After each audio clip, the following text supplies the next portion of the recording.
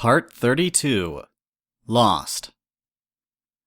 The train platform was neither crowded nor empty. It was a staggeringly normal Wednesday late afternoon in Ponyville, the darkness just setting in around the snow-covered village. All around, ponies went about their business in an incredibly boring and normal manner.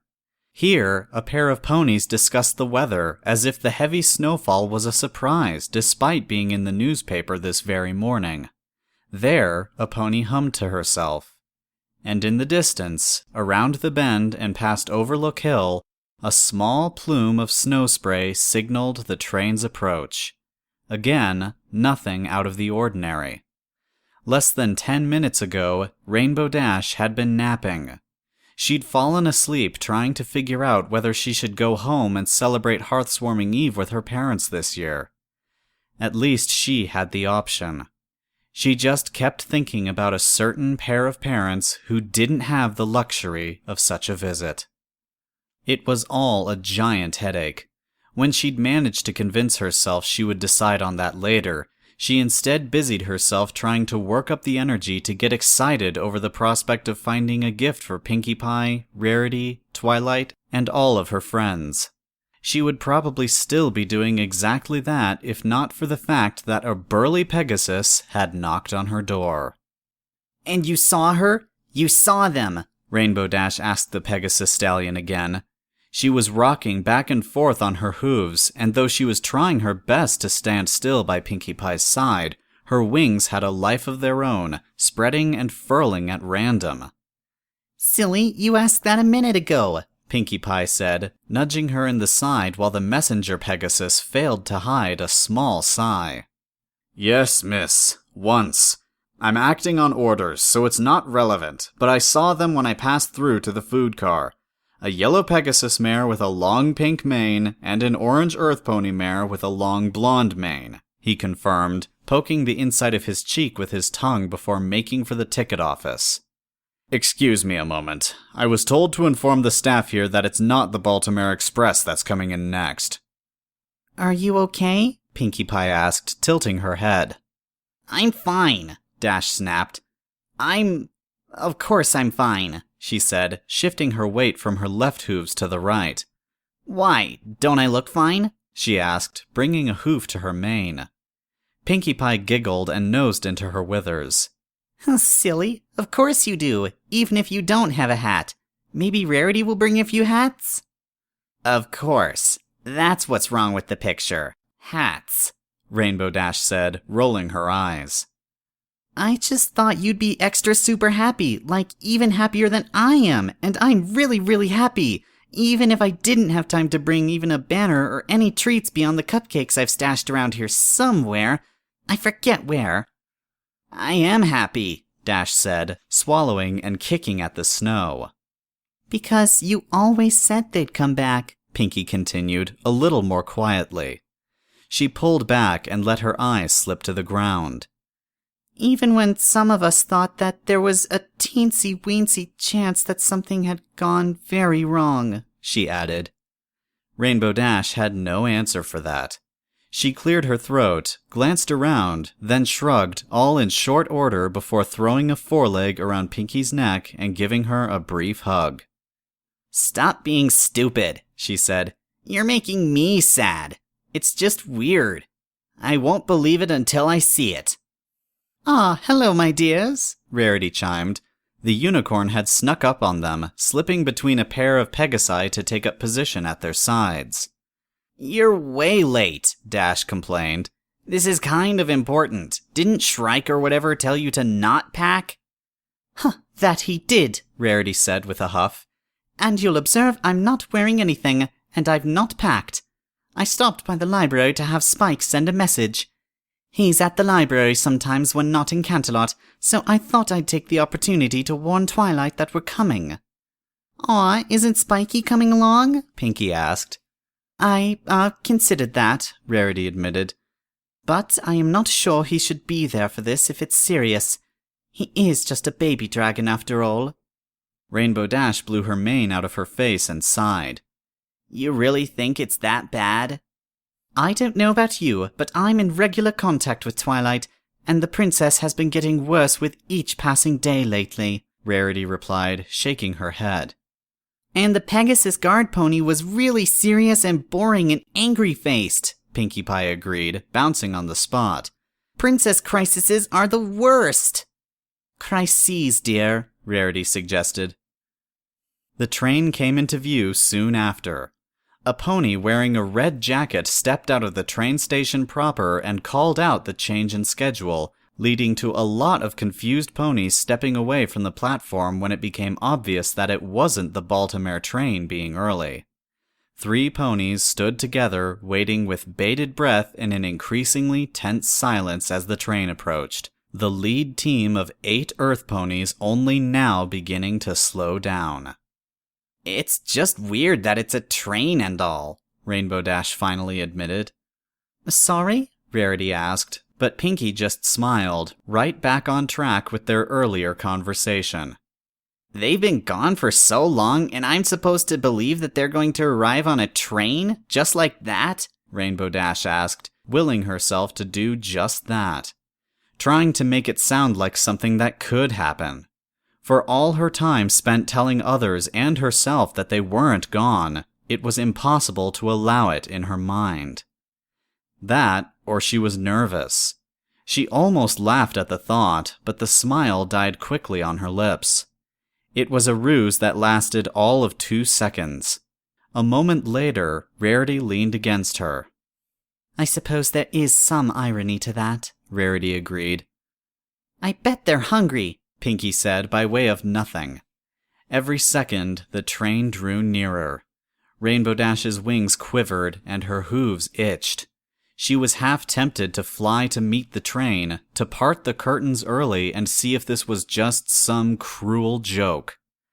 A minute later, the large stallions at the fore of the train trotted past the station at an easy pace, slowing down to a walk as they watched, the plow and the first cars sailing by at a crawl. Rainbow Dash shook the snow off of her mane. Express train to Canterlot! Royal business! A unicorn mare shouted, stepping out from the leading car. She briefly scanned the platform and locked eyes with the trio just as they were joined by Shrikestar, the Pegasus who had met them. You 4, get on! We're leaving as soon as we've switched pulling teams! Shrike needed no further invitation, and Rarity and Pinkie Pie made for the closest car. Only when she was convinced she saw no pony familiar in any of the windows could Dash make herself follow them inside. The Pegasus guard led the 3 through the length of the train, past a quiet food car and numerous cars with regular seating, where annoyance seemed the general theme of the ponies' moods. Likely, they were bothered by the change in plans, but Rainbow Dash hardly saw them at all. The quartet barely slowed down as they worked their way through the sleeper cars, earning more than a few glares. Of those who looked up, some were Pegasi. A few were yellow Pegasi. None were yellow Pegasus mares with pink manes. And then Shrike stopped. Corporal, we're ready to move, he declared, his big flank filling the doorway almost completely as he addressed an orange stallion of some description, a monumentally uninteresting earth pony in golden armor. Did you find? A soft voice chimed. Rainbow Dash's every muscle tensed. Pinkie squeaked as Dash pushed her aside and barreled past her, Rarity toppling over with a shriek. She leapt through the air, pushing Shrike or whatever his name was to the ground, hitting the floor with a thud once she was past the doorframe. Stacked beds lined the walls, and the armored stallion stepped back while she scrambled to stand. Upon the closest bed, next to Applejack, Fluttershy sat at rest, and when Dash entered, Applejack offered her a smile and scooched off to the other side of the bed. Time didn't have the decency to stop like Rainbow Dash's heart did, but the rest of the world might as well not have existed. The yellow Pegasus sat just as still as she, frozen with her wings half spread. She was covered in layers of dust and dirt, and her mane was longer than it had ever been, both frayed and frazzled. The usually soft mare was sleek and toned, and it would have been easy to think she had the wrong pony, but there was no mistaking it. It was Fluttershy. It was her Fluttershy, and despite the layers of grime, her clear teal eyes shone. Past the windows, Ponyville Station began drifting away. Other ponies were talking somewhere. 1,000 paces away, right next to her ears, it didn't matter. She sat still and stared until Fluttershy's open-mouthed stare turned into a blush and she buried her snout in her own neck. "Your wings!" Dash blurted. Her mind was everywhere and nowhere all at once, and she latched onto one thing she knew for sure. Fluttershy's wings were a mess, her feathers in disarray. The chatter around them stopped for a moment, and she was vaguely aware that her friends were looking at them, but she didn't care. "You're a mess," Dash added, snorting. She leapt onto the bed, circling around to sit behind Fluttershy. "I mean, your wings. You're fine, I guess," she muttered, swallowing. Rainbow Dash," Fluttershy began, but she cut herself off with a squeak when Dash reached out to grab her left wing and began nosing the feathers back in place. It was a deliciously mindless task.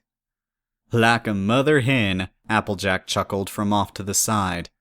Dash shot her a half-hearted glare. There would be time for greetings and hellos later. A time to hang out. Right now, she was busy piecing her life back together, one feather at a time. The vacuum was rapidly filling.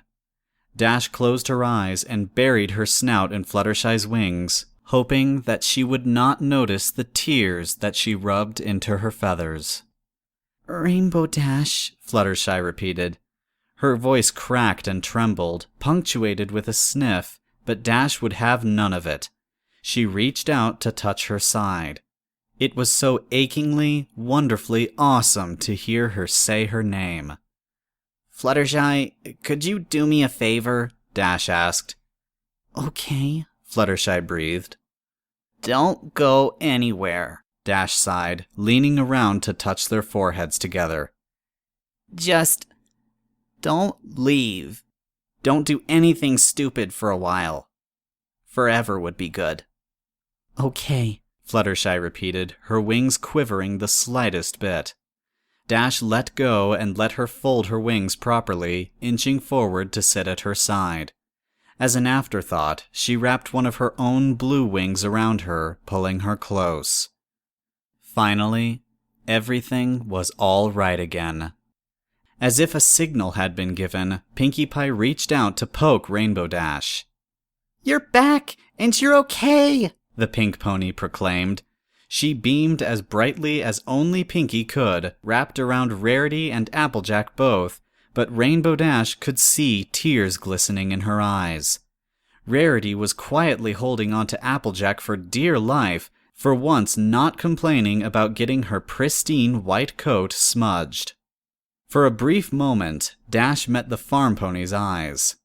She'd seen better days for sure, but the grin the orange mare gave her was the same as always. "Howdy," Applejack said to Dash, giving Rarity and Pinkie Pie a squeeze. "Heh, yeah. Hi. Welcome back and stuff," Dash grinned, finally looking about the room. The two stallions had left at some point, and all 5 ponies were bunched up on the same all-too-small bed. Rainbow Dash held Fluttershy close still, the other Pegasus's eyes shut as she leaned into her. There were so many things unsaid still, but there was time. Applejack and Rarity sat by the other side of the bed, and Pinkie Pie lay between them as if she was trying to touch, snuggle, and hug as many of them as possible, all at once. It was nearly perfect. Nearly. "I don't wish to ruin the moment," Rarity said, clearing her throat. "But this dreadful business with the princess, is what you said true? You think we can help her?" "We have to," Fluttershy said. "If not, she might never wake up." Rarity gasped, and Pinkie Pie gaped, a hush falling over the room before Fluttershy continued. It's kind of a long story, but the elements might be able to help. We kind of didn't bring them, Dash said, furrowing her brow. No, I mean us, the bearers, Fluttershy said, meeting her eyes for just one moment before looking away. We don't know. Is Twilight with her? Yeps, she's been in Canterlot all winter, Pinkie chirped. Ever since the princess told her that she really liked Twilight, and Twilight said she wasn't sure, and Celestia fell asleep.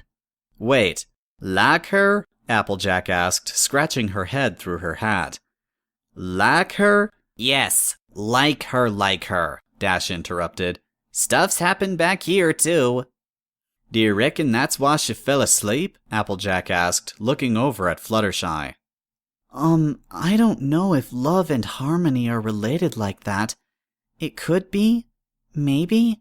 We could ask Brighthoof. Dash said. Who's that?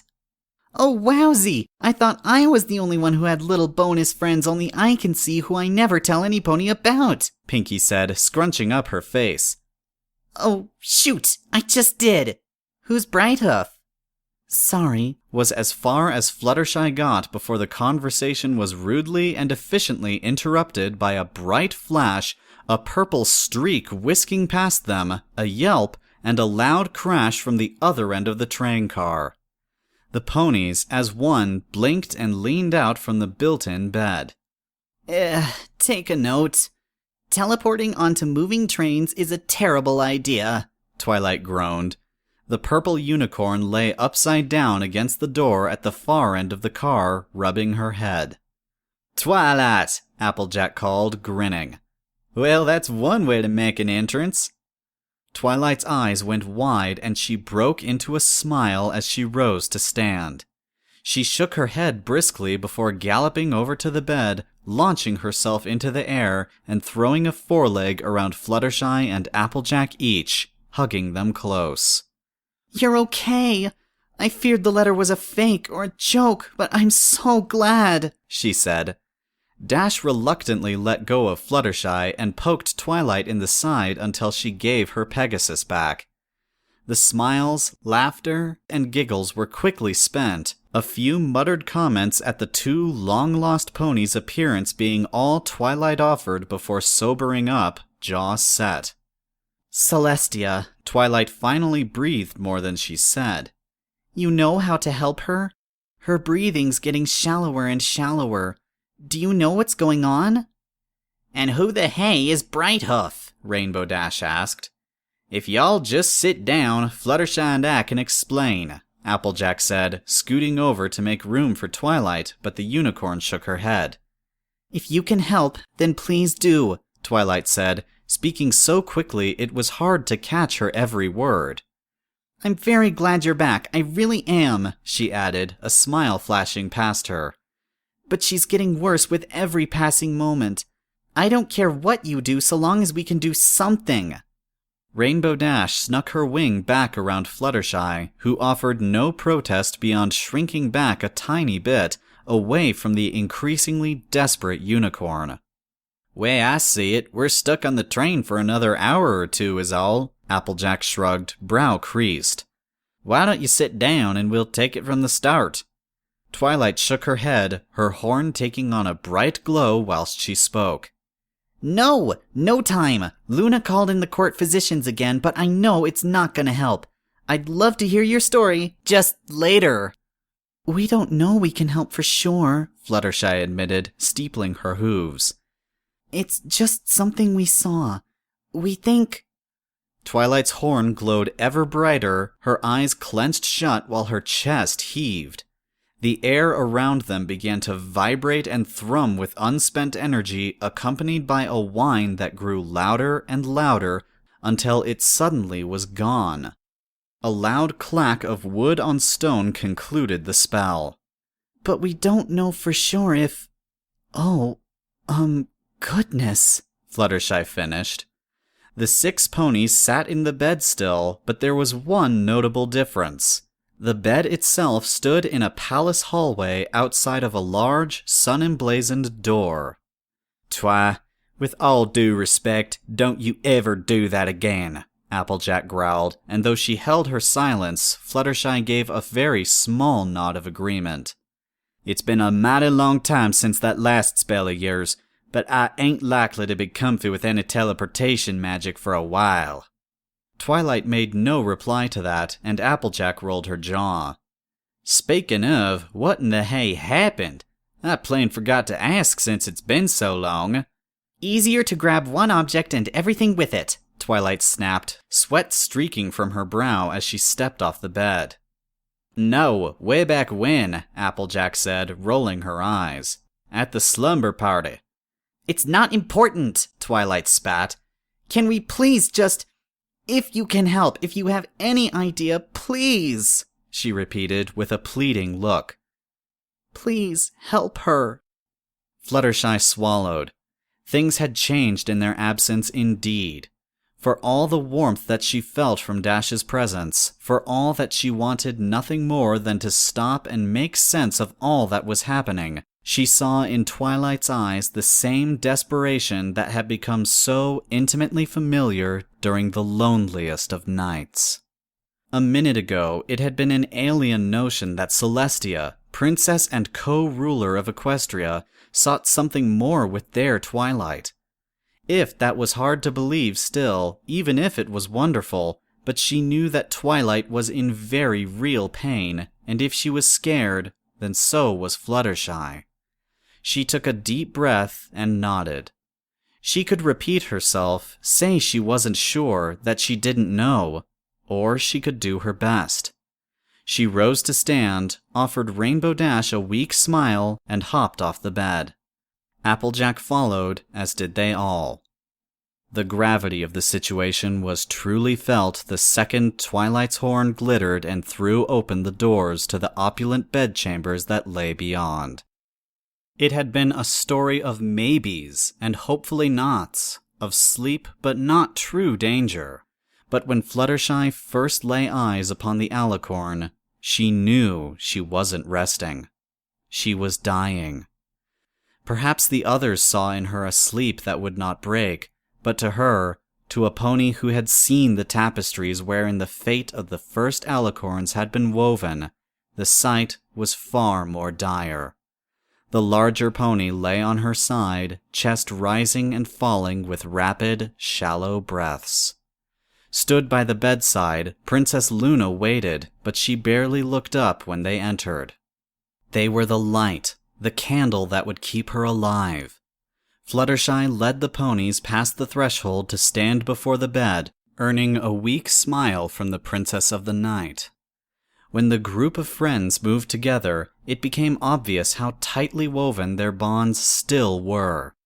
Without word or direction, they spread out in a loose semicircle around the large, soft bed. Twilight hopped onto the bed itself and leaned down to nuzzle into Princess Celestia's mane. All eyes were on her. Something made a muted clatter somewhere behind them, but no pony turned to look, every pony holding their breath. "I don't understand," Twilight said, breathless. Her eyes flitted from Applejack to Fluttershy and back again. "Is something supposed to happen? What do we do?" "She does seem to rest a little easier," Luna murmured, looking to the others. "What is the plan? Should we leave you?" "I am not quite sure, Princess," Rarity admitted. "Applejack?" It was all they had. Fluttershy had seen first hoof the magic that lay in affection, in love, and in harmony, but they had no such cards to play. For all that they loved Celestia, and whatever Twilight felt, she had no idea what they were to do if their presence was not enough. The others muttered among themselves and spoke quietly, Applejack starting to explain in simple terms what they had learned from the old tapestries and journals. A faint hiss played at the edge of Fluttershy's hearing. She flicked an ear and turned to look over her shoulder while the others talked. Brighthoof stood not far behind her. Even as she watched, the shadow was seeping out of the bottle, coalescing to give him form. Shocked into silence, she stared open-mouthed as the ghostly pony gained solid form. He seemed even more clearly defined now than he had been before, and when he finished taking shape, he looked just like a real pony, a deeper green in his coat and his mane a healthier brown. She meant to make a noise, to get Rainbow Dash's attention. Dash stood next to her with a wing extended to touch, just so she knew she was there, but her eyes were on Applejack. She needed only to move an inch to the left to get her attention, but she was brought short by one singular fact. Brighthoof held a hoof up to his mouth, hushing her. There was no magic in it. She knew she should call for help, but there was none of the old malice or anger in his eyes. That alone saved him. The unicorn's expression was one of unfathomable sadness as he looked past Fluttershy to the fallen ruler. "This isn't what I wanted," he whispered to her, and none of the others seemed to hear him. "I never wanted this to happen. I just wanted her to remember, to know I existed, that I died. But I can still make a difference. You will have to forgive me for having eavesdropped again. But if Celestia loves her, and if she loves her back, I can be the catalyst for something good. The knowledge that killed me can yet serve a purpose. Everything comes full circle." Fluttershy glanced over at the others where they were still talking, then back to Brighthoof. She tried to wrap her head around what he was saying, and ever so slowly, realization dawned on her.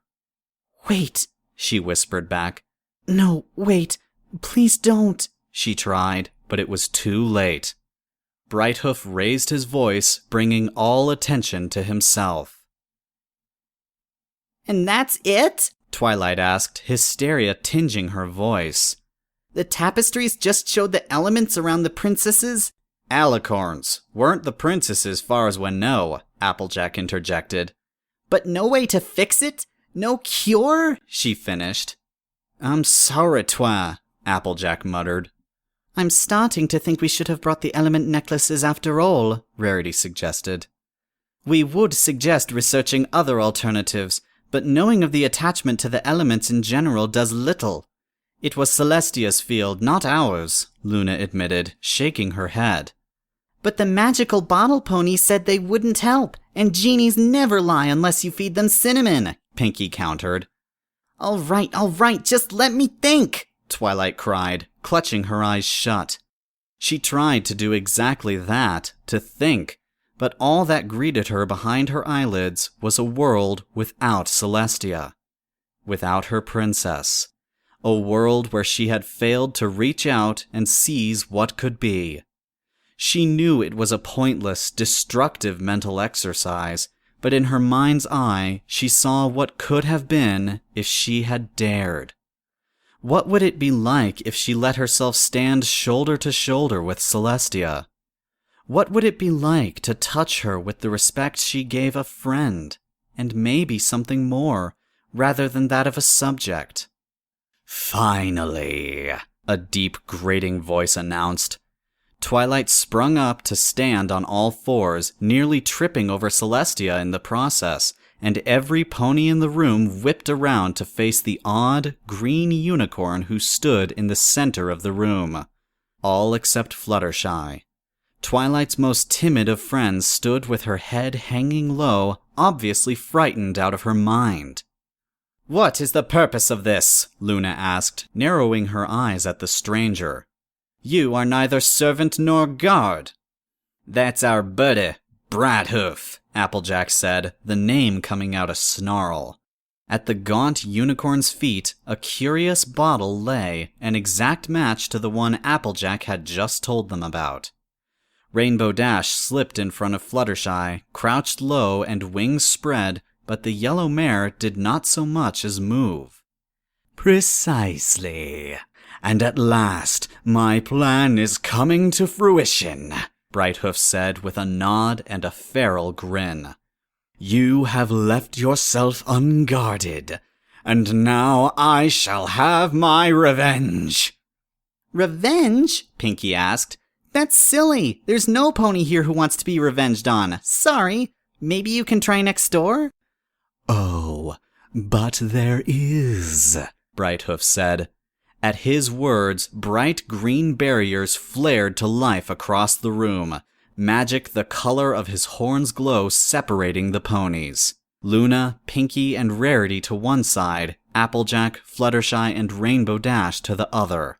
A simple tunnel between himself and the bed upon which the princess rested, and Twilight with it.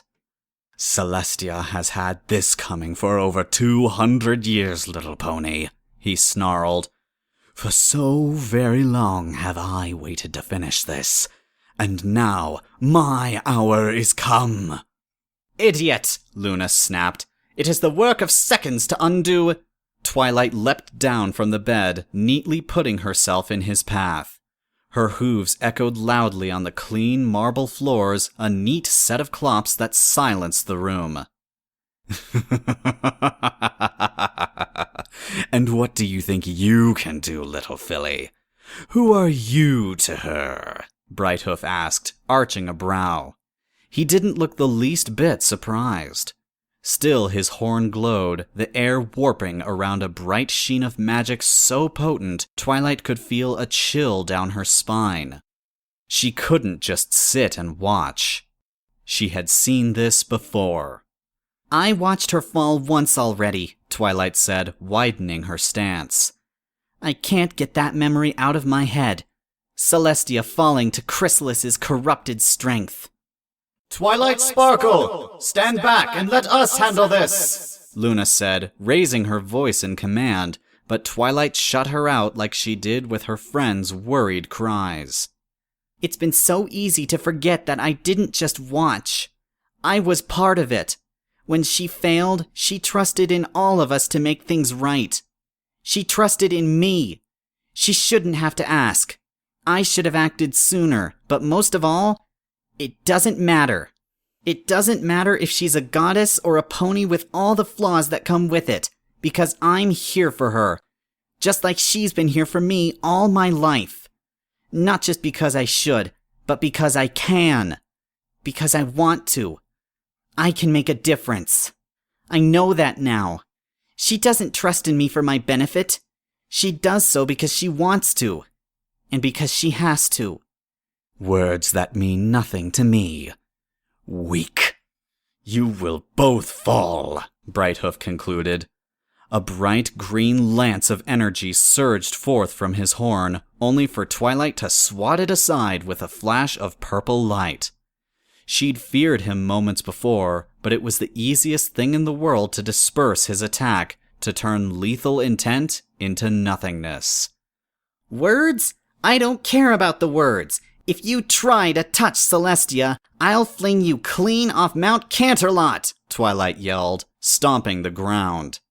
Better, Brighthoof allowed before his horn flared up again. The walls of the room shone with reflected light as he sent another burst towards Twilight. Again, she dissipated it on pure reflex. Her ears rung with the sharp sounds of the magical blows.